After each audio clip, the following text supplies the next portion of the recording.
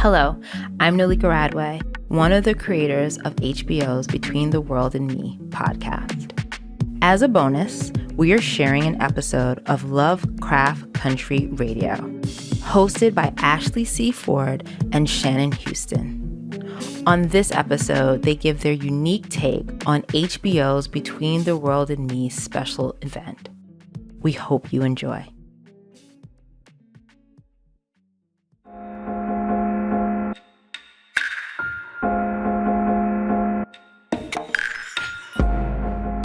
Ashley! Shannon. We're back. We're back at it. Back at it again. Welcome to Lovecraft Country Radio.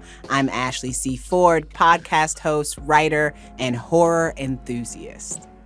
And I'm Shannon Houston, a writer for the HBO series Lovecraft Country and mother to 3 free Black children and a turtle. Amen. We're back. We are back for a special bonus episode. Ashley and I really wanted to come together and talk about HBO's new film adaptation of Ta-Nehisi Coates' Between the World and Me and its official podcast. The special and podcast are streaming right now on HBO Max.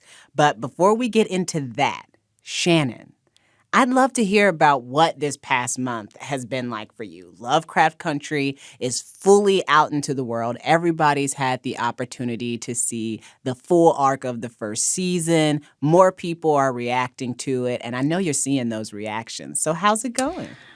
I'm not gonna lie, Ashley. It's hard. It's hard being famous. It's super hard. I hear that. I've heard that. Oh my gosh. No, I'm kidding. But it's amazing. It's so wonderful. I'm so happy it's out. I have a lot of I have friends and family who are like they cannot conceive of watching a show week to week, so they waited until all the episodes were out, and it's been really gratifying hearing from them.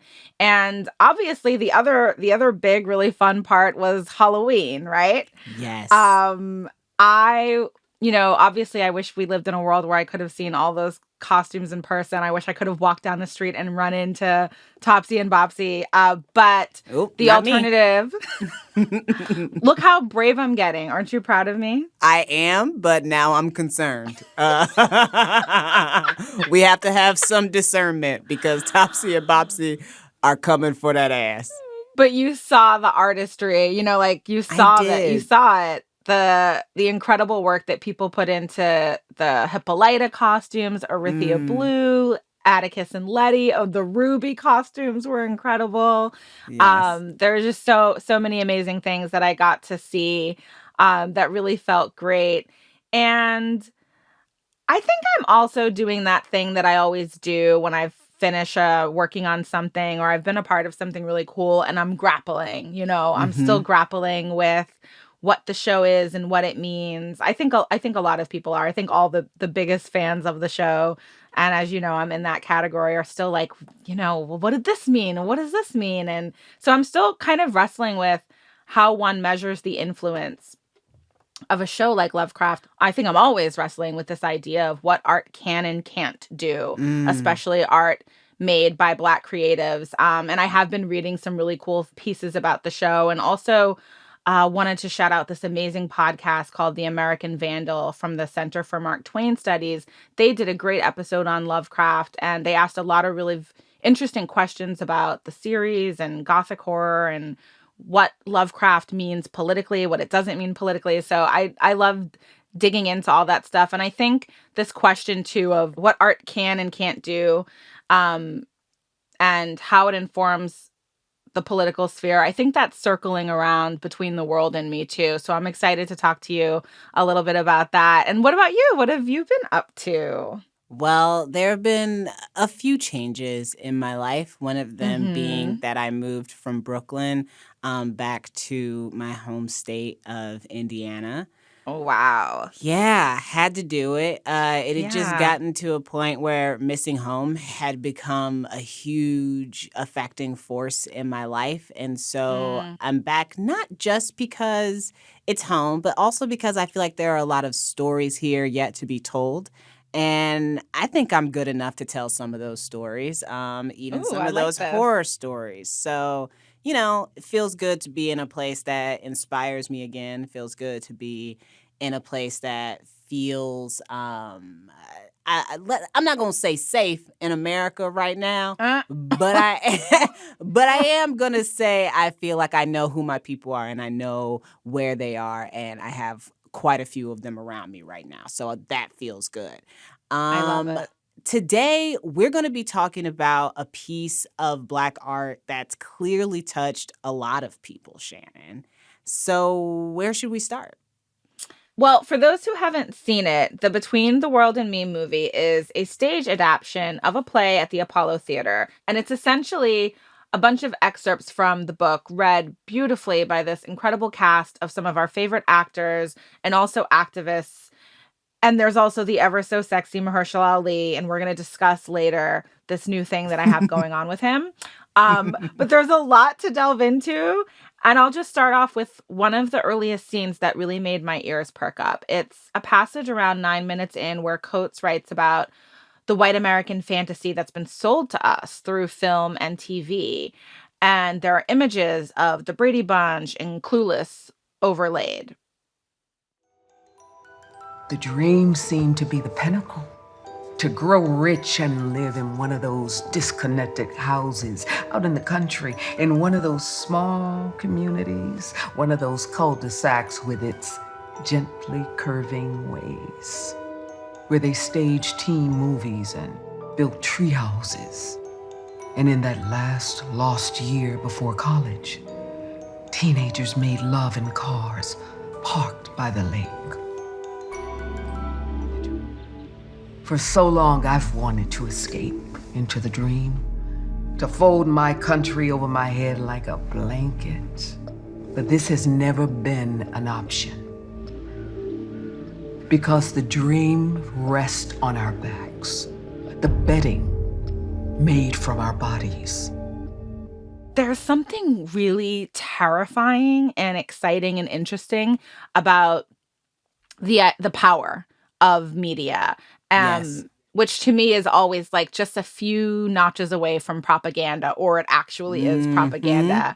And there was this interesting clip about the Brady Bunch and Clueless and like Leave It to Beaver, like all of those fun, seemingly innocuous shows that a lot of us grew up with, and how they're, I want to say, technically a tool of violent white supremacy, but maybe it's not yes. technical. Like I don't think it's technical.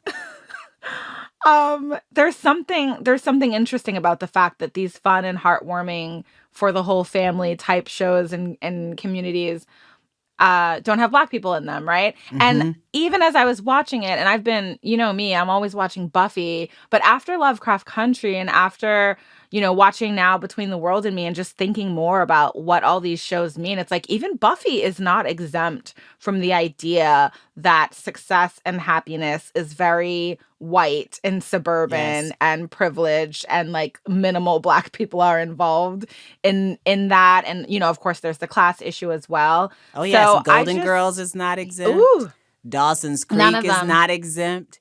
They're not exempt. I don't care that Joey's dad was in jail. They're not exempt. Absolutely. There's something happening here where we're looking at these things differently. We're examining these things that we took for granted or take for granted. I mean, you could make the argument that something like Lovecraft, something like Between the World and Me is attempting to break this cycle in a way. But then there's also this question of like, is that even possible? Can a TV show do that? Can a movie do that? So there's stuff in here. There's good stuff in here. And so I'm excited to see what people think about it. And of course, to hear what you think about it. Of course. I mean, so much of what you just said is just, it hit me in the exact same ways as I was watching Between the World and Me, really thinking about what he was saying about those depiction and those views, and realizing how, even for myself as a young person, how much of my anger came from that gap of understanding. not realizing that the worlds I saw on TV were not actually created for someone who looks like me to be living in and to be living among, that there's no stars hollow with a black majority or even like an equal black population, that those things don't exist. You know, I'm a person who my holy grail in magazines, because I love to collect old magazines that I remember from my childhood because I'm constantly researching myself, whatever that means. I'll talk to my therapist about that. But, you know, my holy grail is this 1998 cover of 17 magazine with Drew Barrymore on the cover and in costume from the movie Ever After. Like, I've been looking for that particular issue of that particular magazine for years, and it's really hard to find. Side note, this is one of my favorite movies of all time. And Me too. And you Ever go After? back and you think about it, and I know that it's set in a certain time in a certain community, but you got to really think about how many things in this movie are obviously not set in that time. Least of all, Drew Barrymore's accent. And it's like you couldn't have put just like more black people in it. You couldn't have put, you know, somebody who looked like a girl like me who absolutely was going to fall in love with that movie. Thinking about what that did to my psyche. I'm thinking about these things all the time. But this also is making me think about love. And it's making me think about the way this movie specifically depicts black family love. We got celebrities, but it's a love letter really just from a father to his son, a parent to any child. And it's a pretty dark portrait of a black love letter, but it's also one of the best love letters I've ever read in my entire life because it is a parent inviting their child into reality. Yes, it is. And I think there's a tenderness that you could lose sight of. Even for me, sometimes the material was so heavy and is so heavy. And of course, I'm thinking about my children and what it was like to be a daughter of a black woman who was quite militant and all the hardness that comes with it, right? And so it is really complicated. When I was watching it, I was like, damn, Ashley and I talked about this so much, this concept of why in black families you could call it tough love, you could call it lots of different things, but there's this toughness there. And in the performances, in the readings of Coates' book, we're hearing that and we're seeing the actors give us this reminder of that hardness that comes with the love. And some of it is just heartbreaking for me. Some of it is gut-wrenching because it's that thing that we talk about of like, where's the fun? Like, our kids still have to have fun, but it's really complicated. And there was this one line that really stuck out to me. I think we'd rather kill you ourselves than see you killed by the streets that America made. And that's when I was like, oh my gosh, me and Ashley could talk for 72 hours about this. Yes. How did that line hit you? Because I know it hit you. Oh, you know it hit me to hear something like that because I hear the truth and the earnestness in it, even as I disagree with it. Even as I know that this is not the answer, it's hard when you understand how people get to that answer. I understand they have almost herded us into a place of feeling at some point like asserting your humanity. Just saying, I am human and you can't have me. You don't own me. The fact that you have to think about that as something you have to assert, the ferocity you have to put behind a feeling like that. No wonder you look at this beautiful, pure, innocent thing that you've brought into the world through sacrifice of your body and spirit and time and resources and everything. And you look at them and you think my only job in the world really is to protect and nurture this person, and the world will always be trying to take them from me.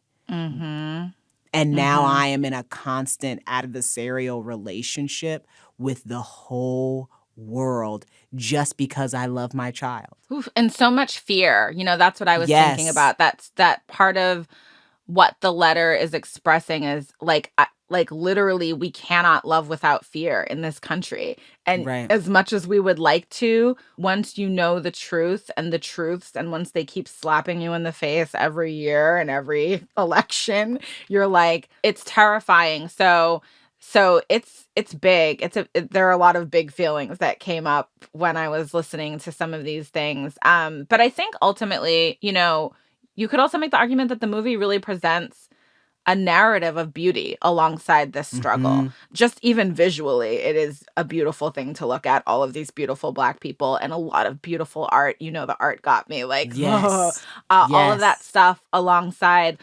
some of these really heavy ideas that are being presented. And it also made me think of this passage that the movie opens with that says, "This is your country. This is your world. This is your body. And that you must find some way to live within the all of it." Yes. And I'm like, how? Yeah, right? Right? Right. How? And you have to answer that for yourself in order Right. to then, as a parent, have to answer it for your children, knowing that your children are going to have, especially as a Black mom, knowing your boys are going to have those questions or already have those questions years before a white child, in a lot of cases, even ever has to consider them. If Yes. they end up in the kind of life where they ever have to at all, which is Yeah, not guaranteed.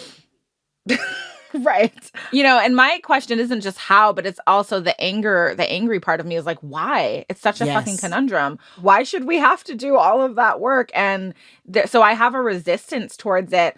If you remember, I started reading pleasure activism this summer. Yes. So I am like heavy on the pleasure aspect of things right now. Like more pleasure than anything else, please. Yep. Especially in a year like this. So yes, I am heavy on the pleasure aspect of things right now. What about you, Ashley? How are you coping with things? Do you have any special tips or things that have been helpful for you during this very chaotic time? I don't know that I have any special tips. I do know that I am doing a much better job of asking myself what I want and being honest with myself about the answer. So Ooh, I I'm love this. definitely doing a much better job of stopping when somebody says, "Hey, can you do this for me?" Or even, "Hey, do you want to go do this?" Like, instead of answering the way I think they want me to or the way that I think will keep the most peace or any of that stuff, even if I think it's ultimately inconsequential, which I'm starting to understand that knowing what you want is never inconsequential, I still stop and I give myself enough time to decide what I want, and I communicate what I want, and if I need more time to decide. And just centering myself in my own life that way has really, really helped me have a little more clarity in what would usually feel like overwhelming darkness. I love this. I love that I was like, "Do you have any tips?" And you were like, "No, not really, but I'm just doing this thing that's amazing and incredible that and a tip, empowering." though? Are you kidding me? I'm writing this in my journal as soon as we get off. Verbatim. I love it. Well, thank you. There's so much here, but I'm excited, and I'm excited to see what people make of it. I'm excited to see what people make of it, too.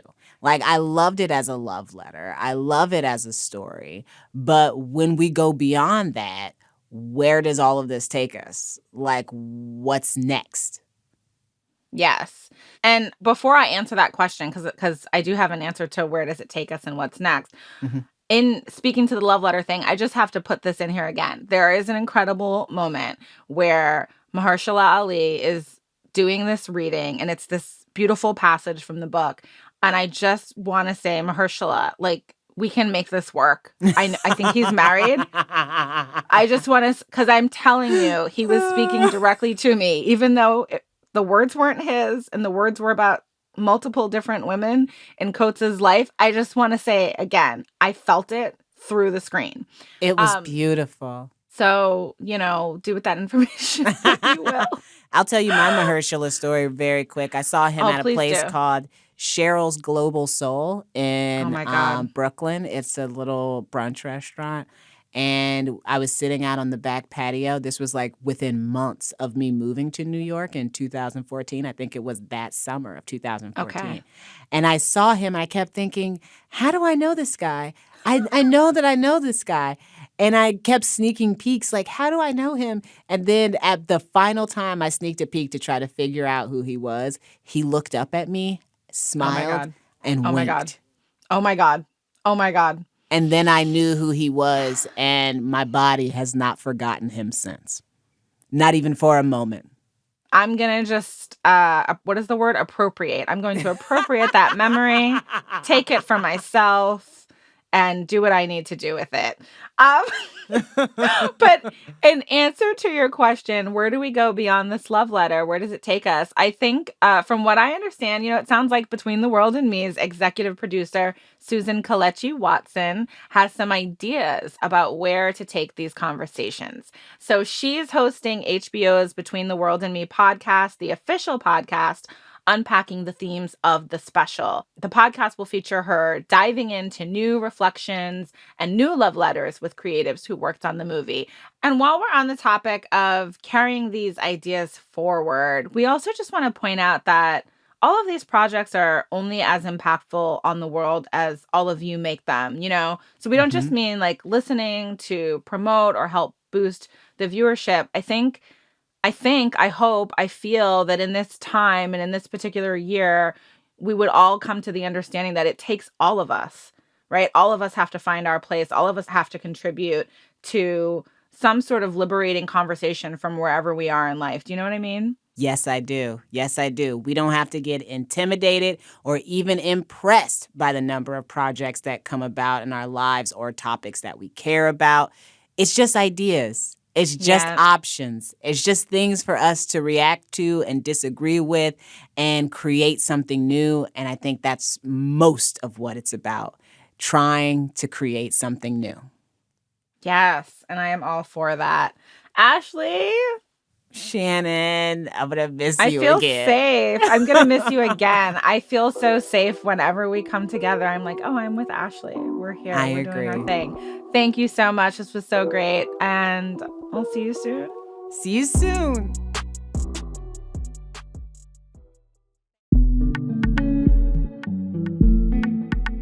I want to invite you to treat this podcast like a good book and come back and listen again whenever you need to. Thank you for joining us for HBO's Between the World and Me podcast.